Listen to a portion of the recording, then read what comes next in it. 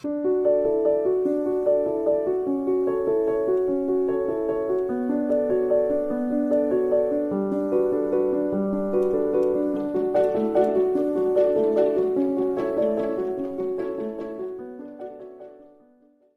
usted alcanzó a ver, mis amados hermanos, por ahí en redes sociales, el título que íbamos a estar compartiendo hoy es Un pueblo que se aleja de Dios. ¿Cuál era el título, hermanos? Un pueblo que se aleja de Dios, en el libro de Malaquías. Y ya leímos una porción al inicio del servicio muy interesante del libro de Malaquías que vamos a reflexionar más lentamente a medida avancemos en el sermón. Pero a lo largo de este recorrido que hemos tenido en las últimas predicaciones a través de los profetas mayores y menores, como se conocen y como se dividen en nuestras Biblias, hemos visto una historia que se repite una y otra vez. Se repite una y otra vez. Por ejemplo, por mencionar solamente dos casos. En Ageo, nosotros vimos un pueblo que había descuidado ¿qué cosas? ¿O qué cosa esencialmente? La casa de Dios. Y ellos necesitaban entonces reordenar sus prioridades. En Zacarías, aun cuando el pueblo, según vimos, ya había regresado del exilio y estaban en plena construcción, habían comenzado esa construcción y la restauración, decíamos en el libro de Zacarías, se estaba llevando a cabo, pero no era completa. Faltaba algo más y todo apuntaba hacia algo mucho mayor. Y ahí Zacarías nos mostró un personaje mesiánico, el cual él llama Rey, sacerdote o el renuevo. Y el problema que nos han mostrado los profetas que hemos estudiado hasta este momento es que nunca fue un problema meramente externo. Nunca fue el templo, nunca fue la ciudad, nunca fue la tierra o estar lejos de su tierra. El problema siempre había sido, ¿qué cosa, hermanos? El corazón. Así que ahora, cuando llegamos al último profeta del Antiguo Testamento, Malaquías, nosotros podemos pensar que las cosas deberían estar mucho mejor. Bueno, el pueblo quizás ya entendió, allá en Ageo con su advertencia, en Zacarías con sus advertencias, sus visiones de lo que vendría, lo futuro que vendría. Bueno, el pueblo puede estar mucho mejor. El pueblo ya está en la tierra, el templo ha sido reconstruido, ya no están en el exilio. Pero mis amados hermanos, tristemente en Malaquías nosotros no encontramos un avivamiento. Lo que encontramos es indiferencia. ¿Qué encontramos, hermanos? Indiferencia. Y al hablar de indiferencia aquí, mis amados hermanos, no encontramos una idolatría externa, abierta, pública. No encontramos eso en el libro de Malaquías. Lo que encontramos es algo mucho más sutil, mucho más peligroso. ¿Qué es lo que encontramos? Una religión fría, una religión rutinaria, una religión que no tiene reverencia y que no tiene temor de Dios. ¡Wow! Increíble. Porque aquí, mis amados hermanos, en el libro de Malaquías, nosotros vemos a un pueblo que todavía habla de Dios, pero su corazón ya no está con Dios. Y es precisamente, mis amados hermanos, aquí donde Dios levanta al profeta Malaquías. No para tratar problemas visibles, o sea, acciones externas, sino para exponer algo mucho más profundo, algo interno. ¿Y qué es eso? Bueno, lo que Malaquías va a tratar aquí es que, y lo que él va a decir en gran parte es que puedes estar en el lugar correcto, haciendo las cosas correctas y aún así estar lejos de Dios. Hermanos, y aquí hay una, voy a decir así, confrontación, un choque inevitable para con nosotros. Porque no se trata solo de qué hacemos para Dios, sino por qué lo hacemos. Y eso ya lo venimos viendo desde Zacarías. ¿Cuál es la motivación detrás de mis acciones? ¿Realmente nuestros corazones le pertenecen a Dios? ¿Realmente nuestros corazones están rendidos a Dios? Porque al final, mis amados hermanos, Malaquías no solo es el último libro del Antiguo Testamento y no solo es una preparación para lo que vendría, no es solamente una preparación para finalizar el Antiguo Testamento y no solamente Malaquías es el último profeta del Antiguo Testamento, sino que Malaquías hace algo sumamente especial y lo vamos a ver este domingo y el próximo, que con la ayuda del Señor terminemos el libro de Malaquías, que lo que está haciendo Malaquías con su libro, con su escrito, con su profecía, está llevándonos hacia algo mucho más grande, como ya lo vimos en Zacarías. ¿Qué es lo que anuncia y cómo termina el libro de Malaquías? A ver si alguien sabe. Apuntando hacia una esperanza, ¿qué? Futura. Y esta esperanza, mis amados hermanos, nosotros la podemos resumir en estas simples palabras: la venida del Señor Jesucristo. Esa es la esperanza con la que cierra el Antiguo Testamento el profeta Malaquías. Así que, hermanos, veamos un poco del contexto brevísimo de Malaquías. Malaquías vivió, el profeta como tal, la persona, más o menos al mismo tiempo que Nehemías, a finales del siglo V antes de Cristo. Por ahí algunos dicen en el 435 en adelante, pero dejémoslo a finales del siglo V antes de Cristo. Eso sería, según hemos visto, Ageo y Zacarías, casi un siglo después de ellos dos, de Ageo y Zacarías. Pero la preocupación principal de Malaquías es la secularización del pueblo. ¿Se entiende esa palabra, hermanos? O sea, que a ellos ya no le importaba lo espiritual. No le daban tal importancia a lo espiritual. Sino que ellos tenían activismo solo por tener activismo. Hacían 1000 cosas, pero no con corazones rendidos al Señor. Sus corazones están inclinados hacia el mundo. En lugar de sus corazones están inclinados ¿hacia quién? Hacia Dios. Ahora, que ellos están de vuelta en la tierra, el templo ha sido reedificado, porque no hay que olvidar todo eso. Esas eran promesas que el Señor cumplió. Hay una pereza en el pueblo. No sé si ustedes van a entender la palabra letargo. Si no la entienden, en buen salvadoreño, es cuando nosotros tenemos, ¡qué modorra! Sí, eso sí la entienden. Así estaba el pueblo, tenían una modorra espiritual. Estaban cansados espiritualmente. Había pereza en ellos. Y como todos sabemos, mis amados hermanos, y como lo vemos en nuestra Biblia, Malaquías es el último libro del Antiguo Testamento. Y si nosotros hablamos históricamente, Malaquías es el último profeta del Antiguo Testamento antes de llegar, para llegar, mejor dicho, a ese silencio de 400 años que hay entre el Antiguo Testamento y el Nuevo Testamento. En este periodo no habría profeta de ninguna manera, en este periodo. Pero en el Nuevo Testamento aparece un profeta. ¿Cómo se llama ese último profeta del Nuevo Testamento? Juan el Bautista. Y curiosamente, Malaquías profetiza, habla acerca del ministerio de Juan el Bautista. Es como que si Malaquías supiera que él era, o que en nuestras Biblias, por así decirlo, para que me entienda más claramente, es como que si supiera de antemano que él iba a ser, su escrito iba a ser el último libro para entrar en el Nuevo Testamento. Así que Malaquías termina, Malaquías capítulo 4, en el versículo 5 dice unas palabras excepcionales que dice: el día de Jehová grande y temible no tardará. Hermanos, y esto es interesante y lo vamos a ver a medida avancemos, pero Malaquías tiene un tema muy importante o una verdad central que nosotros debemos de tener en mente. ¿Cuál es esta verdad central o el tema del libro de Malaquías? Bueno, que el pueblo de Jehová está comenzando a alejarse de nuevo. Esto no es la primera vez, ni es la única vez que ocurre. El pueblo de Jehová está comenzando a alejarse de nuevo, por lo que Jehová tendrá que visitarlos pronto. Malaquías 4:5. El día grande y temible de Jehová no tardará. De ahí esta verdad o esta idea central del libro.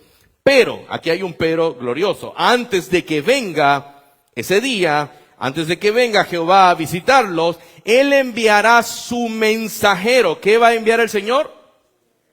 ¿Para qué? Para preparar a su pueblo para el día de su venida. Hermanos, ¿eso nos muestra gracia? Sí, porque el pueblo no estaba listo para recibir al Señor.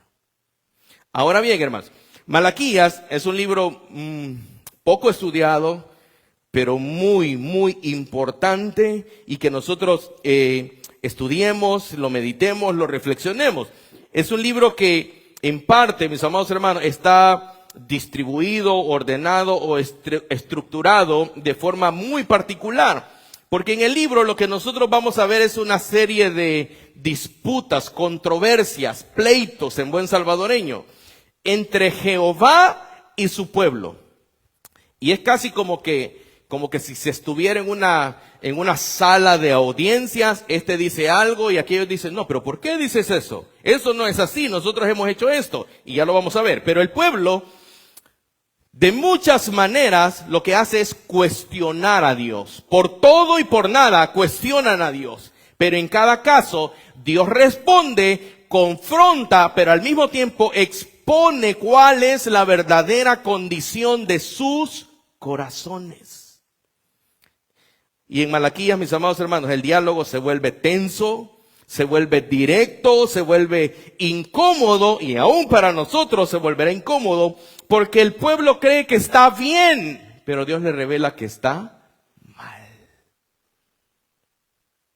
El pueblo piensa que ellos están bien. No, nosotros hacemos todas las cosas que tenemos que hacer, por lo tanto, estamos bien. Pero Dios les dice, no, no están bien. Ustedes están mal. Y lo interesante, mis hermanos, es que comienza con algo que a primera vista podría parecer una pregunta simple, sin importancia. Pero en realidad, esa primera pregunta va a revelar la raíz de todo lo demás que vamos a ver en el libro. Va a abrir la puerta, por decirlo de alguna manera, a todo lo que Dios va a confrontar en el resto del libro. Y es ahí donde inicia la primera gran disputa, y eso me lleva a mi primer punto. Un pueblo que ha olvidado el amor de Dios. ¿Qué ha olvidado el pueblo, hermanos? El amor de Dios. Malaquías, capítulo 1, desde el versículo 2 hasta el 14. Estos primeros versículos, hermanos, nos dan una verdad profundamente reveladora. Mire lo que dice en el versículo 2. Bueno, leamos desde el 1. Profecía de la palabra de Jehová contra Israel por medio de Malaquías. Y versículo 2.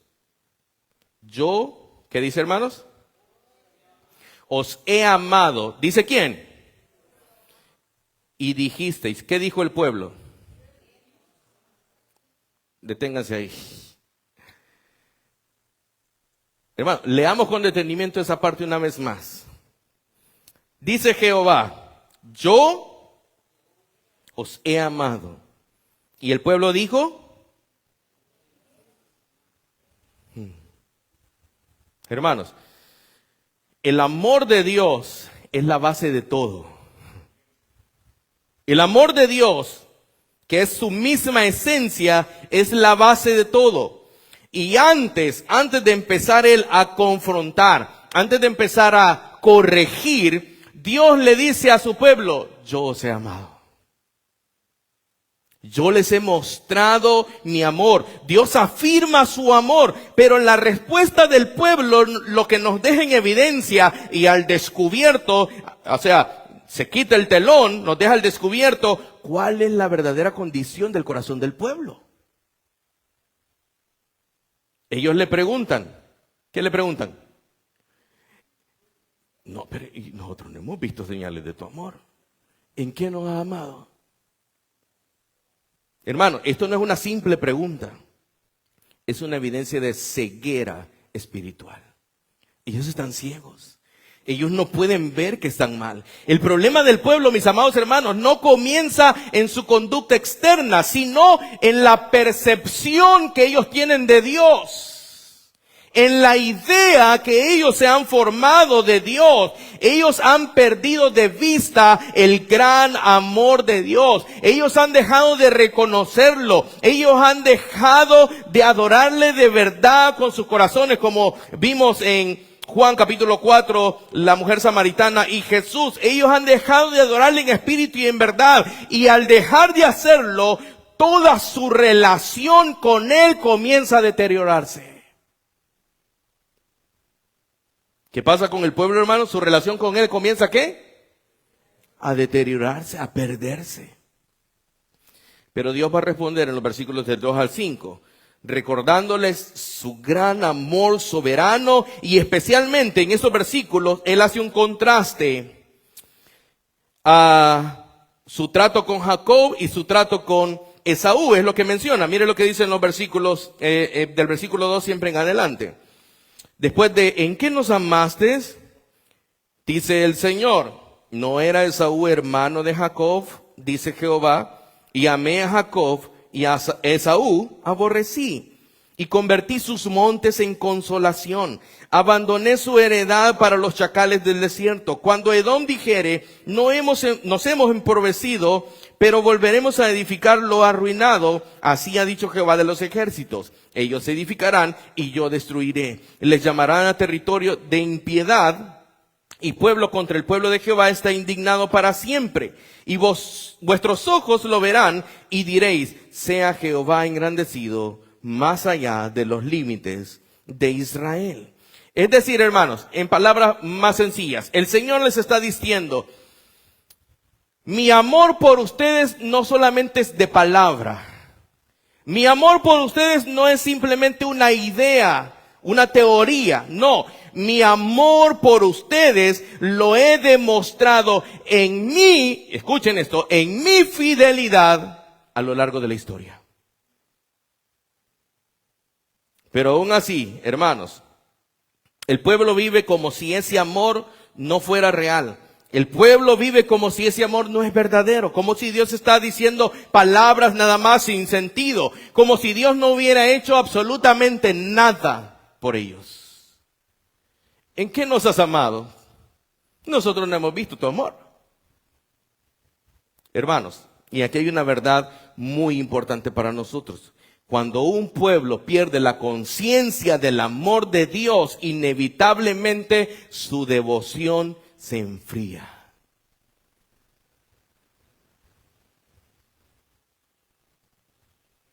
Y eso es exactamente, hermanos, lo que vemos a partir del versículo 6. Mire lo que dice. Dios dice, y esto fue parte de lo que ya leímos al principio. El hijo honra ¿a quién? Y el siervo a su señor. Si pues, ¿quién está hablando, hermanos? Si pues soy yo padre, ¿qué dice? ¿Dónde está mi honra? Hermano, aquí el Señor está comenzando a señalar el problema en la adoración del pueblo. Los sacerdotes menospreciaban el nombre de Dios. Y aún así, hermanos, una vez más, este versículo 6, ellos preguntan, ¿dónde está mi honra? Y si soy Señor, ¿dónde está mi temor? Dice Jehová de los ejércitos a vosotros, oh sacerdotes, que menospreciáis mi nombre. Y decís, miren cómo responden, ¿en qué hemos menospreciado tu nombre? ¿Están entendiendo, hermanos? Dios les dice, a ustedes yo les he amado. Y ellos dijeron, ¿qué? ¿En qué nos has amado? Él les dice, si yo soy padre, ¿dónde está mi honra? ¿Dónde está mi temor? Si yo soy Señor. Y ellos dicen, ¿en qué hemos menospreciado tu nombre?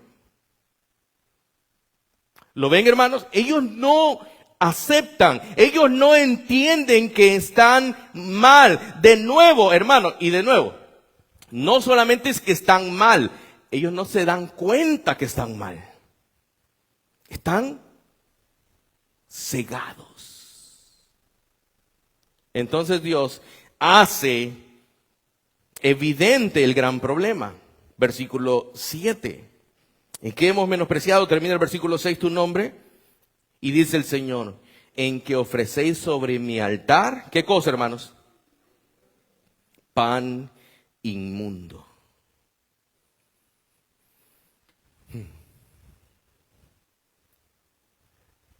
Pregunto, hermanos, ¿está el pueblo presentando sacrificios? Sí. ¿Está el pueblo adorando al Señor? Sí. ¿Está el pueblo haciendo todo lo que tiene que hacer? Digamos que sí. ¿Están presentando una vez más sacrificios, adoración y todo? Sí. La pregunta es, ¿lo están haciendo conforme al Señor y su voluntad? No. Y ahí es el detalle. No lo hacen conforme a la santidad de Dios. Y lo más grave, mis amados hermanos, es que ellos lo consideran aceptable. Y como ellos lo consideran aceptables, hay que ver a Dios si lo recibe o no.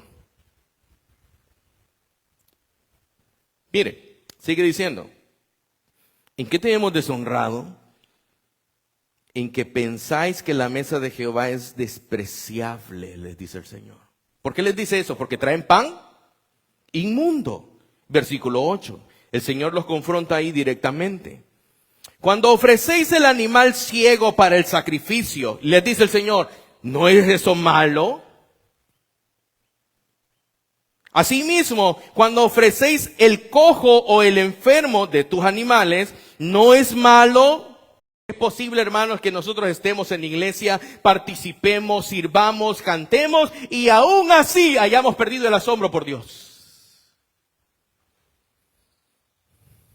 Hay un librito, mis amados hermanos, de John Piper, que se llama Asombrados por Dios.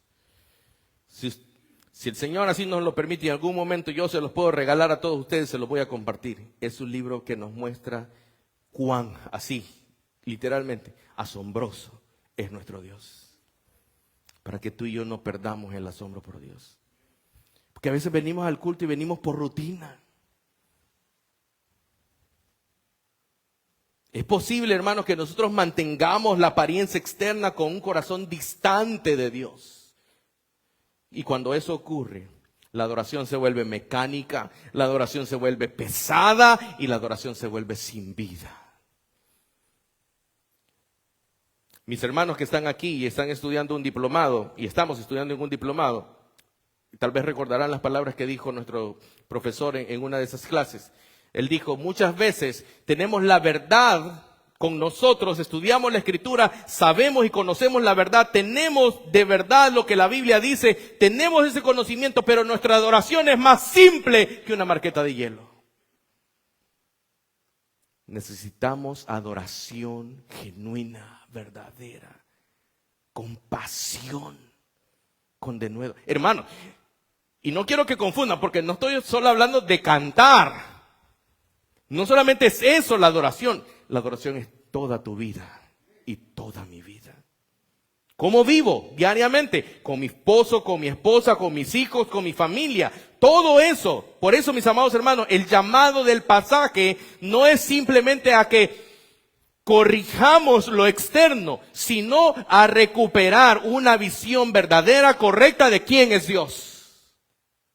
A recordar su amor, a reconocer su grandeza, a responder con un corazón que le honre solo a Él verdaderamente, hermanos, porque al final el problema del pueblo no era que habían dejado de adorar, ellos habían dejado de amar a Dios. Voy a hacer una pregunta y únicamente reflexione y piense usted, en las últimas oraciones que ha hecho desde esta última semana y hoy por la mañana, si usted oró, usted le dijo al Señor, Señor, te amo.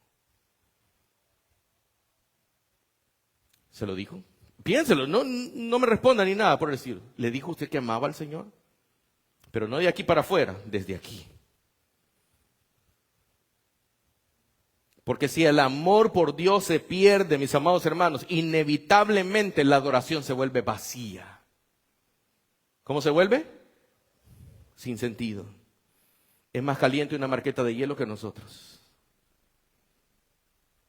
¿Se entiende eso, hermanos? Así que Malaquías, después de exponer esa adoración vacía del pueblo, ahora el Señor, Dios, a través del profeta Malaquías, nos va a dirigir su palabra de manera más específica. ¿A quiénes? Capítulo 2, reprensión de la infidelidad de Israel hacia los sacerdotes. Y esto me lleva a mi segundo gran punto de esta mañana. Un pueblo que ha corrompido la adoración y el pacto. Malaquías capítulo 2, versículo 1 hasta el 16.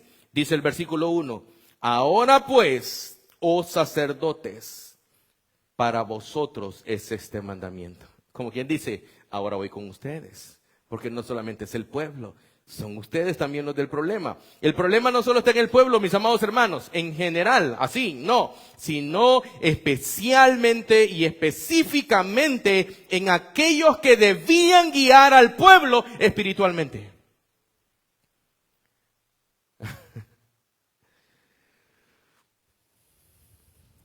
Mira lo que dice el versículo 2 y 3. El Señor lanza una advertencia sumamente seria. Capítulo 2, versículos 2 y 3. Si no oyereis y si no decidís de corazón dar gloria a mi nombre, ha dicho Jehová de los ejércitos, enviaré, ¿qué cosa, hermanos? Maldición sobre vosotros, y maldeciré vuestras bendiciones, y aún las he maldecido porque no habéis decidido de corazón. Versículo 3. He aquí yo os dañaré la sementera y os echaré al rostro el estiércol de vuestros animales sacrificados, y seréis arrojados juntamente con él. ¡Guau! Síganme trayendo cosas malas. Tráiganme lo cojo, lo malo, lo defectuoso. ¿Y qué dice el versículo 3 que va a hacer?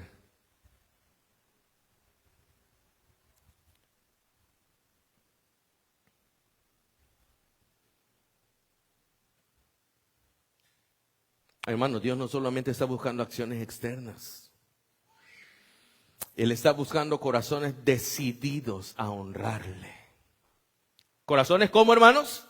Decididos a honrarle. Hermanos, y aquí miren, el problema de los sacerdotes no era simplemente descuido.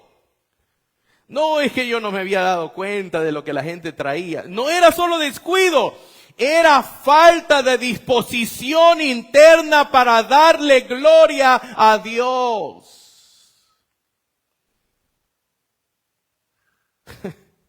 Triste, porque ellos debían dirigir al pueblo espiritualmente. Pero ellos dicen, no, traigan ahí, si tienen una gallina manca, tráiganla, un pato sin pata, tráiganlo.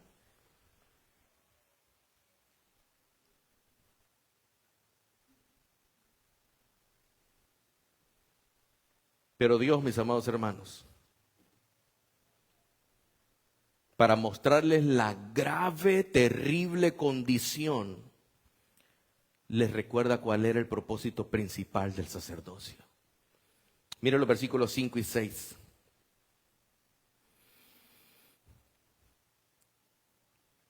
Leamos desde el 4, hermanos. Y sabréis que yo os envié este mandamiento para que fuese mi pacto. ¿Con quién, hermanos? Con Leví, ha dicho Jehová de los ejércitos. Versículo 5. Mi pacto con él fue de vida. ¿De qué fue el pacto, hermanos? Y de paz, las cuales cosas yo le di para que me temiera. ¿Y qué hizo Leví? Y tuvo temor de mí, y delante de mi nombre estuvo ¿cómo? Humillado. Versículo 6. La ley de verdad estuvo en su boca, e iniquidad no fue hallada en sus labios. En paz y en justicia anduvo conmigo, y a muchos hizo apartar de la iniquidad. Hermanos, ¿qué está haciendo Dios? Mire, yo hice un pacto con Leví, y sacerdote, el sacerdote, mis amados hermanos, que debía ser ahora en el libro de Malaquías y seguir tal cual Leví había recibido este mandamiento. Hermano, miren, solamente quiero que hagamos un pequeño contraste. Al final del versículo 6, a muchos hizo apartar ¿de dónde? De la iniquidad, hablando de Leví. Pero estos sacerdotes de Malaquías, ¿qué hacían? Todo lo contrario. Llevarlos a la iniquidad. Hacerlos caer en iniquidad. Es decir, hermanos, el sacerdote que debía ser un canal de vida, de verdad y de dirección espiritual para el pueblo, era todo lo contrario. Era de muerte, de mentira y no de dirección espiritual. Y Dios en el versículo 8 hace un contraste una vez más. Versículo 8. Mas vosotros, les dice el Señor, os habéis apartado del camino. Habéis hecho tropezar a muchos en la ley. Habéis corrompido el pacto de Leví, dice Jehová de los ejércitos. Una vez más, hermano, aquellos que debían guiar, ahora hacen ¿qué? Caer. Aquellos que debían traer vida, traen muerte. Aquellos que debían enseñar la verdad, han corrompido el mensaje. Y miren lo que dice en el versículo 9, añadiendo a esto. Por tanto, yo también os he hecho, ¿qué cosa, hermanos? Viles y bajos ante todo el pueblo, así como vosotros no habéis guardado mis caminos y en la ley hacéis acepción ¿de qué? De personas. Ustedes como sacerdotes, les dice el Señor, han perdido la autoridad espiritual porque han dejado de ser fieles a mí.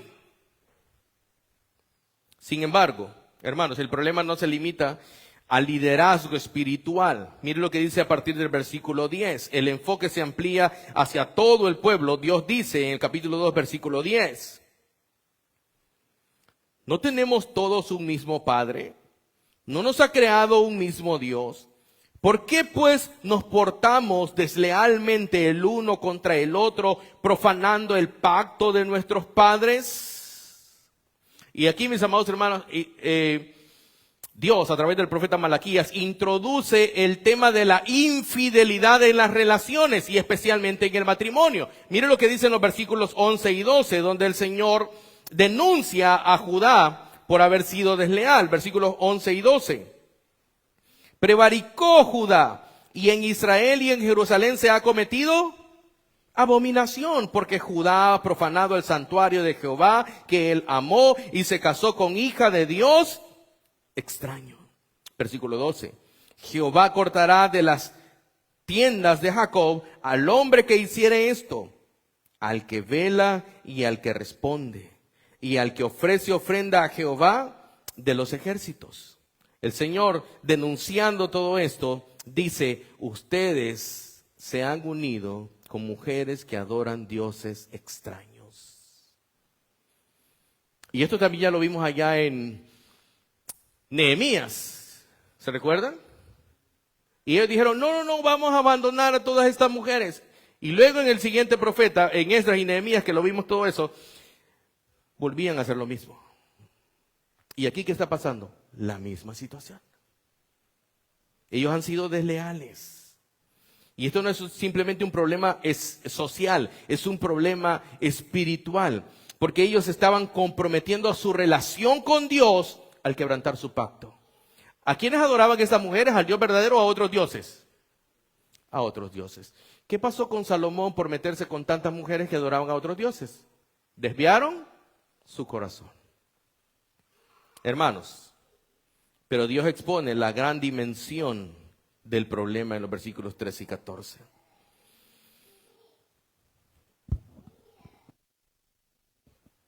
Y esta otra vez, dice el versículo 13, haréis cubrir el altar de Jehová de lágrimas, de llanto y de clamor. Así que no miraré más a la ofrenda para aceptarla con gusto de vuestra mano. Mas diréis, ¿por qué?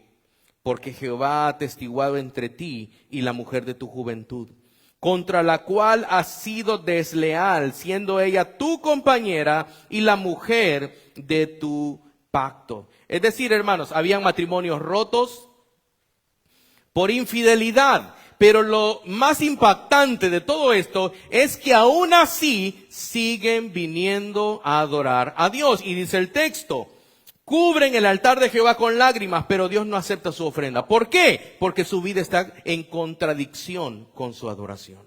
Mira lo que dice el versículo 14, lo explica claramente aquí, versículo 14. Mas diréis, ¿por qué? Una vez más, porque Jehová ha atestiguado entre ti la mujer de tu juventud, contra la cual has sido como desleal, siendo ella tu compañera y la mujer de tu pacto. Hermano, Dios no separa la adoración de la vida diaria del creyente. No se puede pretender honrar a Dios mientras se vive siendo infiel o desleal, como dice el versículo. Su punto, mis amados hermanos, cúspide o clímax, nosotros lo encontramos en el versículo 16, donde dice Dios, hablando a través del profeta Malaquías. Bueno, leamos desde el 15. ¿No hizo él uno y habiendo en él abundancia de espíritu? ¿Y por qué uno? Porque buscaba una descendencia para Dios. Guardaos pues en vuestro espíritu y no seáis desleales para con la mujer de vuestra juventud. Versículo 16. Porque Jehová Dios de Israel ha dicho que él aborrece el repudio y al que cubre de iniquidad su vestido. Dijo Jehová de los ejércitos, guardaos pues en vuestro espíritu y no seáis, ¿qué cosa, hermanos? Esto muestra, mis amados hermanos, la gran seriedad con la que Dios toma su pacto. ¿Sí? No solo el pacto y no solo el pacto con Él, sino el pacto que nosotros también hacemos en nuestras relaciones verticales. Él toma seriamente los pactos humanos porque ellos deben de reflejar su carácter. ¿Qué es lo que nos está mostrando este pasaje? Bueno, lo que nos está mostrando este pasaje, todo este capítulo, es que la corrupción del corazón no solo afecta la adoración, afecta toda la vida. ¿Qué afecta la corrupción del corazón? Toda la vida. El problema del pueblo, mis amados hermanos, no es algo aislado de algunos cuantos, no, es un problema de todos, es un problema integral. Han corrompido el culto, han corrompido el liderazgo, han corrompido sus relaciones. Y esto, hermanos, una vez más nos exhorta, nos confronta a nosotros, porque es posible que nosotros estemos intentando separar lo espiritual de lo cotidiano, pensar que podemos adorar a Dios mientras descuidamos el cómo vivimos, cómo tratamos a otros, cómo honramos nuestros compromisos. Hermanos, Dios no acepta tal división. O vives para Dios toda tu vida, o la vives para Satanás. No hay un término medio. O la vives para Dios, o la vives para Satanás. Hermano, esto me lleva a pensar una vez más en esa expresión que tantas veces hemos visto aquí y que ustedes se la dicen a veces bromeando unos con otros, coram Deo. Toda la vida está delante del rostro del Señor. Vivimos para su gloria. Si comemos o bebemos, dice Pablo, ¿lo hacemos para qué? Para la gloria de Dios. Por lo tanto, Dios no acepta tal separación. Dios no hace división entre lo que yo vivo dentro de la iglesia y lo que vivo fuera de la iglesia. Para Él no existe dentro y fuera. Hermano, hay un dicho salvadoreño que dice, el perico donde sea es. Cambiémoslo. El cristiano donde sea es cristiano. Por eso, mis amados hermanos, nosotros con mi familia decimos, no, es que nosotros vamos a ser los que somos aquí y allá. Yo no puedo portarme diferente aquí en la iglesia y diferente allá en mi casa y diferente allá en otro lugar con otros amigos, compañeros de trabajo. No, yo soy el mismo. Si no, a eso le podemos llamar hipócrita. Que se pone una máscara en el trabajo, una máscara en la iglesia, otra máscara en la iglesia, otra máscara cuando anda con los amigos. No, hermanos. Tú y yo somos los mismos, aquí y allá. La adoración verdadera no es solo lo que sucede en el altar, es lo que se refleja en toda la vida. Eso es adoración verdadera. Lo que se refleja en toda la vida. Por eso, mis amados hermanos, una vez más, y para ir concluyendo, el llamado de este pasaje es sumamente claro. Dios no solo demanda una adoración correcta, demanda una vida íntegra. Una vida donde lo que confesamos con nuestros labios sea coherente, con lo que vivimos a diario.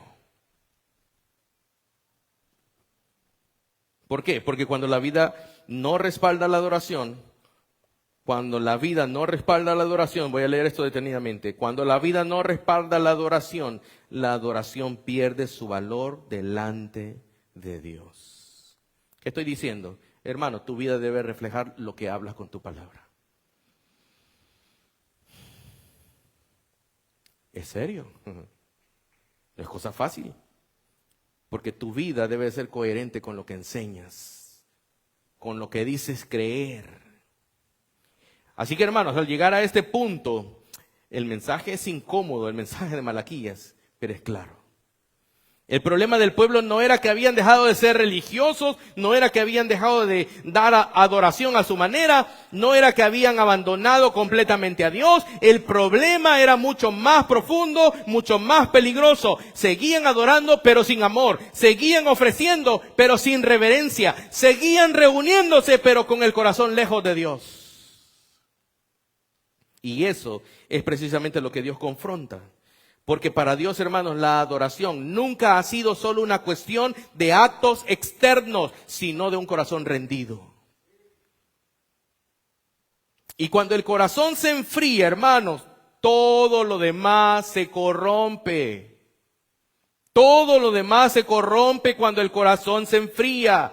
La adoración se vuelve rutinaria, la obediencia se vuelve una carga, la relación con Dios se convierte en algo vacío.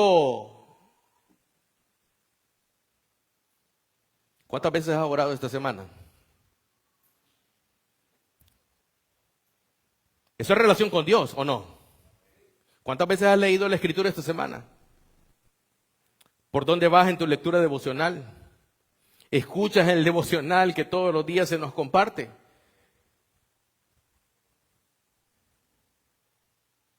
Hermano, cuando el corazón se enfría, todo se vuelve rutinario, todo se corrompe. La obediencia se vuelve una carga, la relación con Dios se convierte en algo que es vacío. Y entonces la pregunta ya no es sobre Israel, es sobre nosotros. Porque estos vivieron su momento. Estos tuvieron su tiempo. El Señor les mostró gracia. Unos aceptaron, otros no. Ya lo vamos a ver más adelante. Pero la pregunta ahora es, ahora nosotros ¿cómo respondemos a esto? No, es que el hermano Manuel siempre predica así, bien grosero el hermano. Ya no voy a ir mejor. ¿Acaso no será que nosotros también estemos haciendo lo mismo que este pueblo? ¿Acaso no es posible estar en el lugar correcto, haciendo las cosas correctas y aún así estar lejos de Dios? ¿Acaso no es posible que cantemos, que sirvamos, que nos congreguemos y que nuestro corazón ya no esté verdaderamente cautivado asombrado por el grande y majestuoso Dios que servimos? Es posible, hermanos. Es posible. Por lo tanto, el llamado, hermanos, esta mañana es a pensar en eso. Porque cuando dejamos de ver quién es Dios, dejamos responder como Él merece.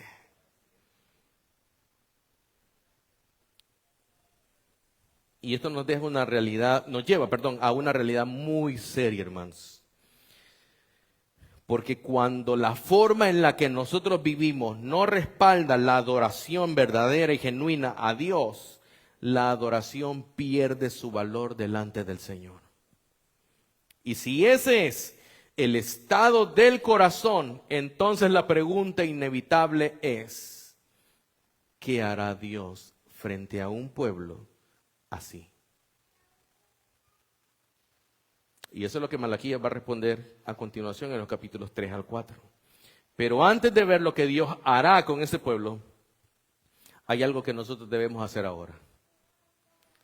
Porque este texto no es solo para ser entendido, mis amados hermanos. No es para que cuando le pregunten, no, el hermano Manuel habló de esto en Malaquías, en el capítulo 1, y dijo que no trajéramos gallinas chocas, gallinas tuertas, ni gallos sin chorcha, ni sin pata.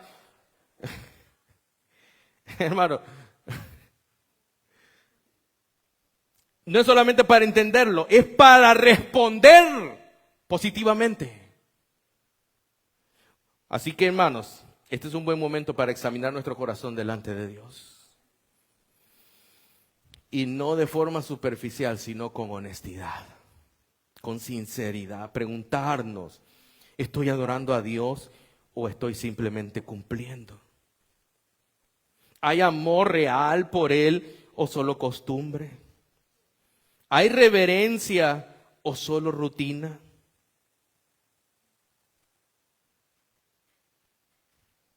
Hermano, la solución comienza cambiando nuestro corazón en dirección al Señor.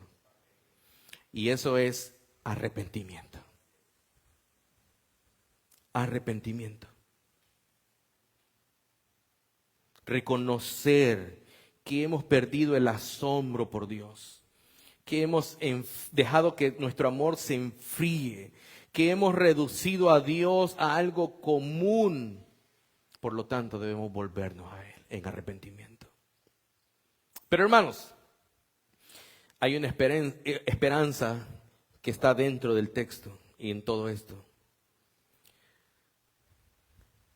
Si Dios está confrontando, si Dios está exhortando, si Dios está hablando tan fuerte como lo dijo en el versículo 13 y 14 al final del capítulo 1, si Dios está llamando a su pueblo de manera tan brusca, es porque Él aún está llamando a pecadores que se arrepientan.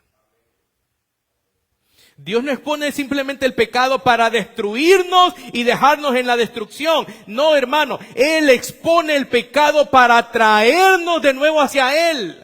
Él está diciendo, sacerdotes, ustedes que son los guías, los que tienen que hablar la verdad, ustedes están haciendo mal, por lo tanto, arrepiéntanse y vuélvanse a mí. Eso es lo que el Señor nos está diciendo hoy también a nosotros. Estaban haciendo lo malo. Pero yo no les estoy exponiendo su pecado, no estoy trayendo a luz su pecado para que pasen vergüenza, para que sean destruidos. No, estoy exponiendo sus pecados para que vengan a mí, dice el Señor, en arrepentimiento y fe. Y aunque no hemos visto toda la respuesta en el libro de Malaquías, sí sabemos esto, que la restauración del corazón, mis amados hermanos, no viene por el esfuerzo humano, tiene que venir de parte de Dios. Por lo tanto, clama a Él por arrepentimiento y fe. Y es justamente eso, mis amados hermanos, lo que vamos a ver en la segunda parte del libro de Malaquías. Vamos a orar.